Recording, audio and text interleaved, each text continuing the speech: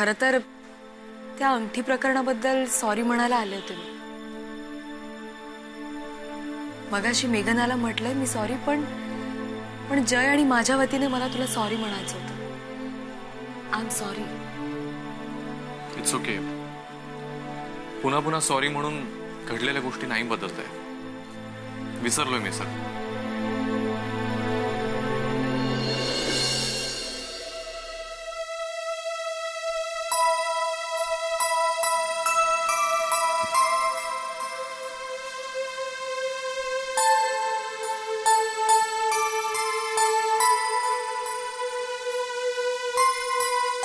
अच्छा, चेहऱ्यावरून तर तसं वाटत नाहीये मला. माझा चेहरा असाच आहे. काय करू? म्हणजे देवाने दिलेल्या नाकाच्या शेंड्यावर बराच राग आहे म्हणायचा नाही? त्याला तसं तुझं नाकही अपवाद नाहीये. राग तर तुझ्या नाकाच्या शेंड्यावरही खूप असतो. मला मला कधी आला राग? तुझ्या बॉसचा फोन आला होता न्यू जर्सी वरून. आपण बेंचवर बसलो होतो, तू रडत होतीस. मला न्यू जर्सी मध्ये काम नाही करायचं, मला इंडियामध्ये काम नाही करायचं. हा, त्या चिडण्यामागे बरीच कारण होती. खरं सांगू, माझ्या डिझाईन्स ना सतत रिजेक्ट होत असतात. कुणीतरी वेगळंच येऊन माझ्या डिझाईन्स रिजेक्ट करत असतात, किंवा मग मी जे काम करायला घेते ना ते काम कायम अर्धवट राहत. चिडणार नाही तर काय करणार मी? काम रिजेक्ट होतं. मग काय, मग सोडून दिलंय मी काम. वाह, miss Shamika from US. Attitude चांगला आहे तुमचा. मला असं वाटतं ना, तुमच्यासारख्या मुलींनी घरी बसूनच कामं करावीत. तितक्या चिल्लर चिल्लर गोष्टींवरून रडत बसता तुम्ही. ए हॅलो, म्हणजे काय म्हणायचं काय तुला? काय नाही. हे पकड, ये इकडे, ये लवकर. अरे काय?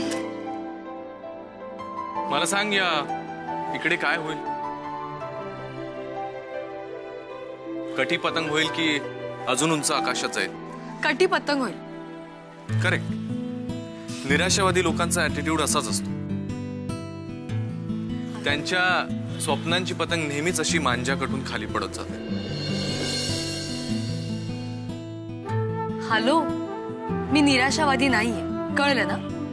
मी ठरवलं ना तर सगळं करू शकतो.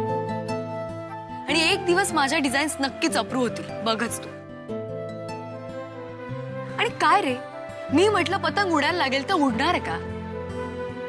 बघ, तू बोलून तर बघ मनापासून. मनातल्या मनात म्हटलंस तर काही होऊ शकेल.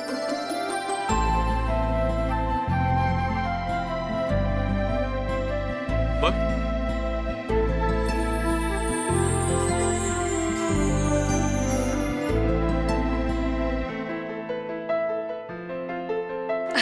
हा निव्वळ योगायोग आहे, बाकी काही नाही. तेच तर. आशावादी लोक योगायोगांना चांगल्या संधीत बदलतात आणि निराशावादी लोक चांगल्या संधींनाही योगायोग समजून सोडून देतात.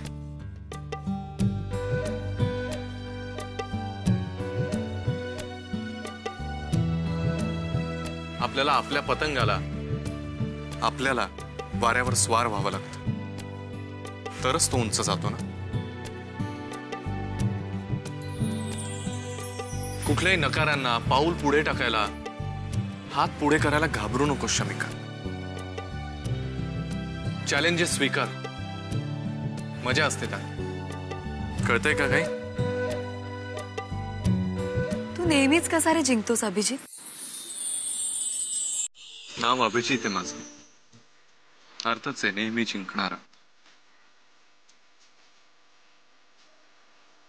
ते बघ, आता ती पतंग कापूयात आपण. ढील दे. म्हणजे? अगं लूज सोड.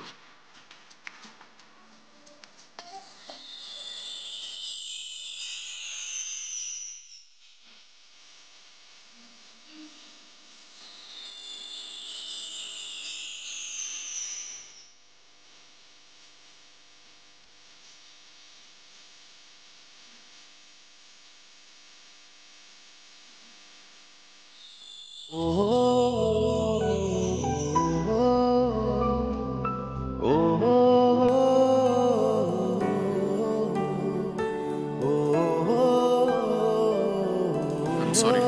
सॉरी.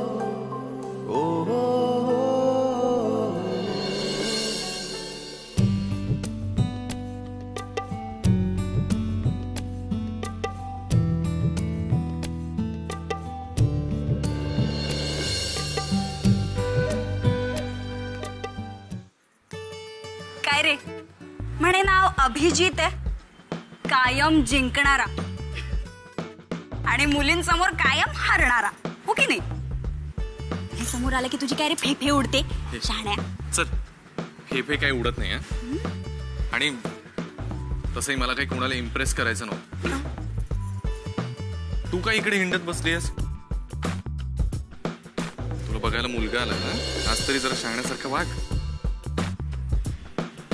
नचिकेत कसा वाटला? ऐक मेघा,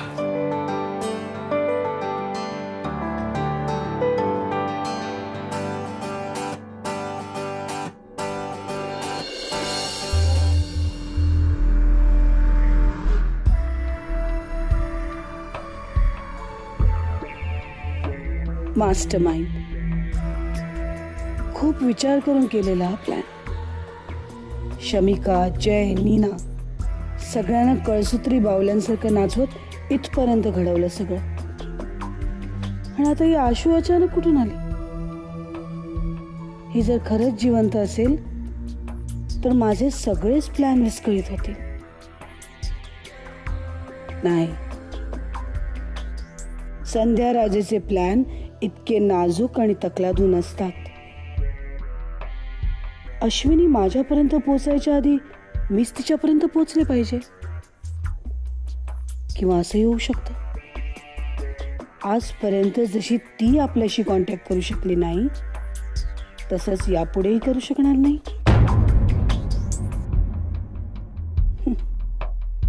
कधीच.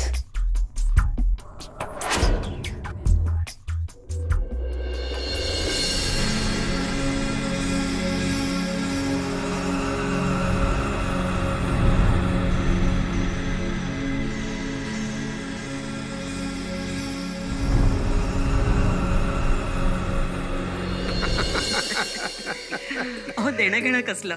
आम्हाला घेणं फक्त मुलीशी. आम्हाला मुलगी पसंत आहे. काय नचिकेत?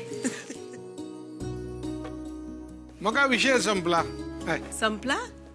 अहो, असं काय करताय? आता तर विषय सुरू झालाय. बरं, मला काय वाटतंय, आता पुढच्या काही दिवसात नचिकेत अमेरिकेला जाणार आहे. त्याच्या आधी आपण निदान गणेश पूजन करून घेऊया ना. कशाला? अहो, नाही म्हणजे पूजा वगैरे करू, पण ही काय आपली शेवटली भेट आहे का की सगळे याच भेटी ठरवायला पाहिजे इथे उभं राहून? नंतर भेटून ठरवू ना. आज आपण एवढ्यासाठी भेटलो होतो की दोघांनी एकमेकाला बघावं, दोघांनी एकमेकांना पसंत करावं. ते झालं काय? चला आता लग्नाची तारीख ठरवायला भेटूया काय? चला निघूया. बरं का नंदू, मला काय वाटतं ते उभं राहून जेवायचं नको. एक तर पोट भरत नाही, उभं राहायला लागलं. हे काय ठरलं पण सगळं? आय मीन एकच मीटिंग आणि लग्नही ठरलं. एखाद्या माणसाला जाणून घ्यायला एवढा वेळ पुरेसा असतो का? आपला माणूस ओळखायला एक नजर सुद्धा पुरेशी असते. एका भेटीत सुद्धा माणूस ओळखता येतो, नाहीतर 25 वर्ष संसार करून सुद्धा अनोळखी राहतात माणसं. नाही तरी पण या अशा पद्धतीने ठरवतात इथे लग्न. ऍटलिस्ट अरेंज मॅरेजेस तरी अशीच ठरतात. माझं पण अरेंज मॅरेजच आहे अभिजित. तुझी गोष्ट वेगळी आहे शमिका. हो खरंय. आय मीन ती किती वेगळी आहे हे मेघनाचं लग्न ठरताना मला जाणवतंय. बघ ना, ममा किती मोकळीक देते मला. माई, रिया दोघी माझी स्पेस कायम जपतात. मी जय बरोबर किती वेळ घालवू शकते, किती वेळ फिरू शकते, कुठेही जाऊ शकते. कारण त्यांना माहिती आहे हा माझ्या आयुष्याचा सगळ्यात महत्वाचा निर्णय. विचारपूर्वक वेळ घेऊनच झाला पाहिजे, हो ना? बरोबर आहे. पण तुला सांगू, तेवढी एक गोष्ट सोडली ना तर बाकी सगळं काही करते मी. पण तू म्हणाला तेच बरोबर होतं अभिजित. कुठलाही नकाराला पाऊल पुढे टाकायला, हात पुढे करायला मी घाबरलं नाही पाहिजे. जय जर माझा पार्टनर होणार असेल तर त्याला समजून घ्यायला मी आत्ताच पाऊल पुढे टाकलं पाहिजे. तुला माहितीये, त्याने तर सुरुवातही केली. त्याने मला सांगितलं की त्याला मी आवडते, त्याला लग्न करायचंय माझ्याशी. मला आवडतात म्हणून माझ्या आवडीची फुलं आणलीत त्याने अंगठी आणली माझ्यासाठी. मी फॅशन डिझायनर आहे हे कळल्यावर त्याने त्याच्या घरामध्ये माझ्यासाठी स्टुडिओ तयार केला. आणि मी मात्र काहीच प्रयत्न करत नाही त्याच्यासाठी. नाही शमिका, नाही रे अभिजित. बट येस, ठरलं. आजपासून मी प्रयत्न करणार नक्की. तुला यामध्ये काही मदत हवी असेल तर मला सांग. वेल, हा म्हणजे बघ, तू जयच्या सगळ्यात जवळचास, जयचा भाऊ असतो, त्यामुळे त्याच्या आवडीनिवडी तुला जास्त माहिती आहेत. त्यामुळे मला सांग ना, म्हणजे त्याला काय आवडतं, काय आवडत नाही, त्याचा आवडता पास टाइम काय आहे. म्हणजे एवढं जरी मला पब मध्ये जायला आवडतं त्याला. पब मध्ये? आय मीन, हा आवडता पास टाइम आहे त्याचा? नाही म्हणजे काय होतं की दिवसभर ऑफिसमध्ये भरपूर काम असतं, मग मित्रांना भेटणं जमत नाही, त्यामुळे पबच्या निमित्तानं. ओके, अच्छा. नाही ठीक आहे ना, मी करीन ऍडजस्ट. म्हणजे मी प्लॅन करीन त्याला काय आवडतं, काय आवडत नाही, कुठल्या गोष्टी करायला त्याला आनंद मिळतो, तर सगळ्या गोष्टी मी करीन.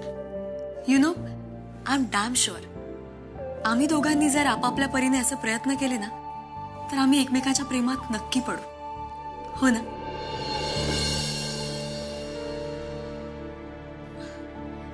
चल, येते मी. And thanks. बाय. तू मला भेटेपर्यंत प्रेम काय असतं हे मला माहितीही नव्हतं का? प्रेमात पडण्यासाठी प्रयत्न करावे लागत नाहीत शमिका, ते कुठल्याही प्रयत्नांशिवाय सहज घडून येतं. तेच तर प्रेम असतं.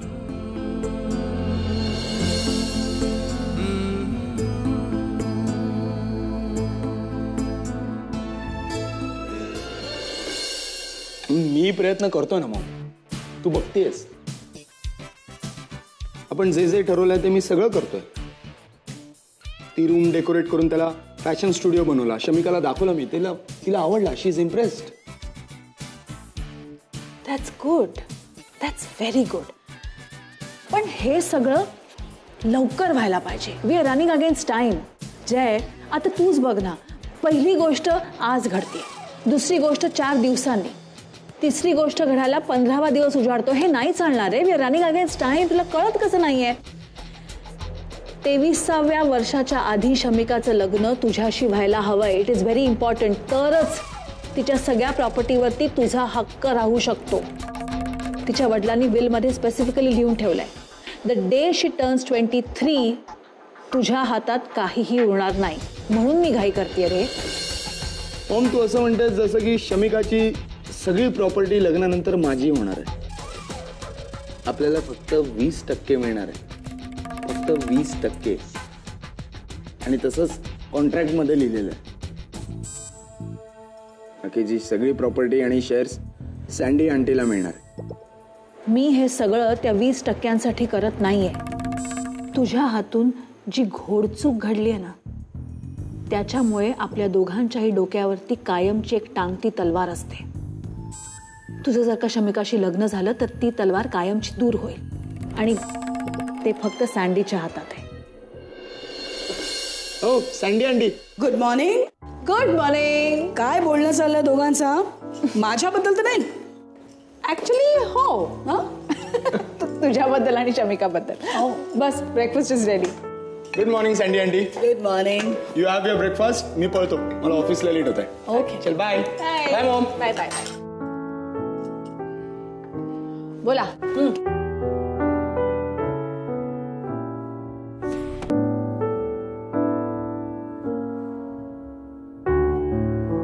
माझं आणि अश्वतीचं नशीब किती सेम आहे.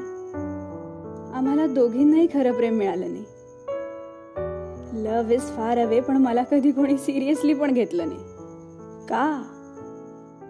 कारण मी नेहमी हॅपी, उत्साहात, लाईट मूडमध्ये असते म्हणून. मम्माने कधी मला सिरियसली घेतलं नाही आणि अँडीने तर नाहीच नाही. But I am happy for Shamika. ती खरंच किती लकी आहे. जय तिला किती खुश ठेवतोय. तिच्यासाठी फॅशन स्टुडिओ बनवला, तिला रिंग दिली.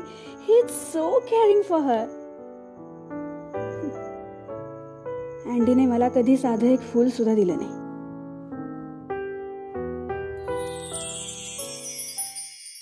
फुलं? अच्छा अच्छा, जयनी पाठवली असतील शमीसाठी. जय साहेबांनी नाही, त्या साहेबांनी पाठवले. त्या साहेबांनी?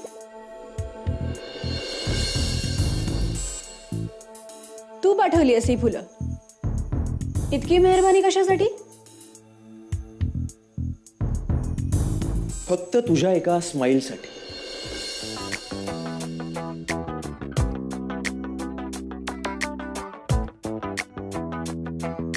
प्लीज.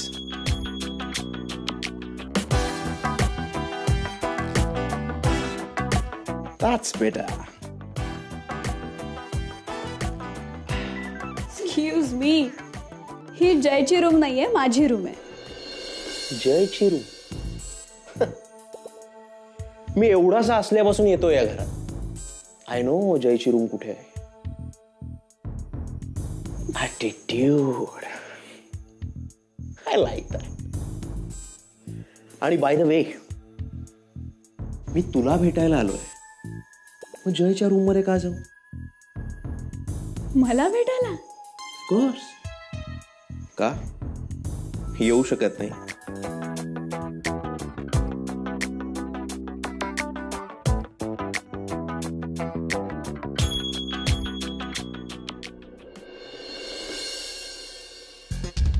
हाय अभि.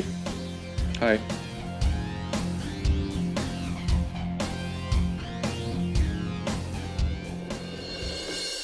अभि, रागवलंस माझ्यावर? कशाबद्दल? ते मी मेघनाची साईड नाही घेतली म्हणून. जाऊ दे रे जय. बरं मला काम करू दे. उद्या जॅपनीज डेलिगेट्स येत आहेत, मला रिपोर्ट्स करायचे. बाकी बोल, काय नवीन गोंधळ घातलास? नवीन गोंधळ मी सांगते ना.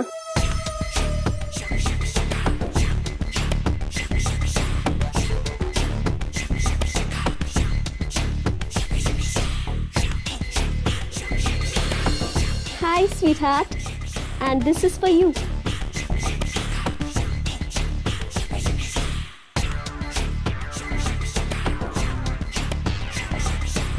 सोनिया कामत प्रेग्नेंट?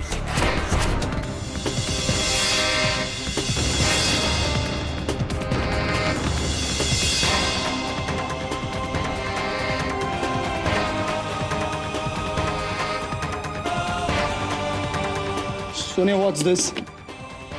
अपना बाल जय, मैं तुम्हारे बच्चे की माँ बनने वाली हूँ. Abhijeet, I mean, what the hell is this? एक मिनिट.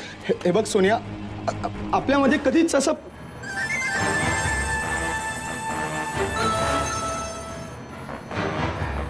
I mean, मी. शांत हो स्वीटहार्ट. ते रिपोर्ट्स खोटे आहेत. पण काय आहे ना, आपण इतके जवळ आलो होतो की नाही. मग आमचं एक बाळ या जगात आलं असतं असं शमिकाला सांगायला हे रिपोर्ट्स पुरेसे आहेत.